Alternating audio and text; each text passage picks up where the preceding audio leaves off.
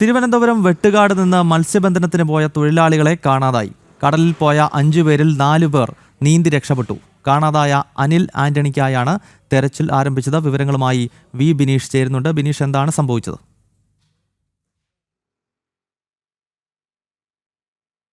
പേർ അടങ്ങുന്ന സംഘം ചെറിയ ബോട്ടിൽ മത്സ്യബന്ധനത്തിന് പോയത്. ഈ മത്സ്യബന്ധനത്തിന് പോകുന്നതിനിടയിൽ ഇവർ അപകടത്തിൽപ്പെടുകയായിരുന്നു. ശക്തമായ തിരമാല ഉണ്ടായ സാഹചര്യത്തിലായിരുന്നു ഇവർ അപകടത്തിൽപ്പെട്ടത്.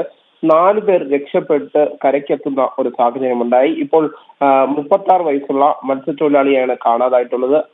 അനിൽ ആൻഡ്രൂ എന്ന വ്യക്തിയെയാണ് കാണാതായിരിക്കുന്നത്. സംഭവം ഉണ്ടായത് ഇന്ന് ഈ പുലർച്ചെ പോയെങ്കിലും രാവിലെ 6:35 ഇത്തരത്തിലുള്ള ഒരു അപകടത്തിൽ പെടുന്നത്. ഈ 6:35 തന്നെ ഈ കൃത്യമായ വിവരം തങ്ങളുടെ ബോട്ട് അപകടത്തിൽപ്പെട്ടു എന്ന് ഫിഷറീസ് വകുപ്പിനെയും മറ്റു ഉദ്യോഗസ്ഥരെയും അറിയിച്ചെങ്കിലും ഇപ്പോൾ അദ്ദേഹത്തിനായുള്ള, പ്രത്യേകിച്ച് അനിൽ ആൻഡ്രൂവിനായിട്ടുള്ള തിരച്ചിൽ മന്ദഗതിയിലാണ് എന്ന ഒരു ആക്ഷേപമാണ് മത്സ്യത്തൊഴിലാളികൾ മുന്നോട്ട് വെക്കുന്നത്. അതേസമയം തന്നെ ഉദ്യോഗസ്ഥർ വ്യക്തമാക്കുന്ന അന്വേഷണം ഊർജിതമാക്കിയിട്ടുണ്ട്. അന്വേഷണം ശക്തമായ രീതിയിൽ നടക്കുന്നുണ്ട് എന്ന ഒരു വിവരണം തന്നെയാണ് ഫിഷറീസ് വകുപ്പിലെ ഉദ്യോഗസ്ഥർ നൽകുന്നത്. എന്തായിരുന്നാലും തിരച്ചിൽ തുടരുന്ന ഒരു സാഹചര്യമാണ് ഇപ്പോഴും ഉള്ളത്. 4 പേർ നിലവിലെ സാഹചര്യത്തിൽ രക്ഷപ്പെട്ടു കഴിഞ്ഞു. ഇനി കണ്ടെത്താനുള്ളത് ഒരാളെയാണ്.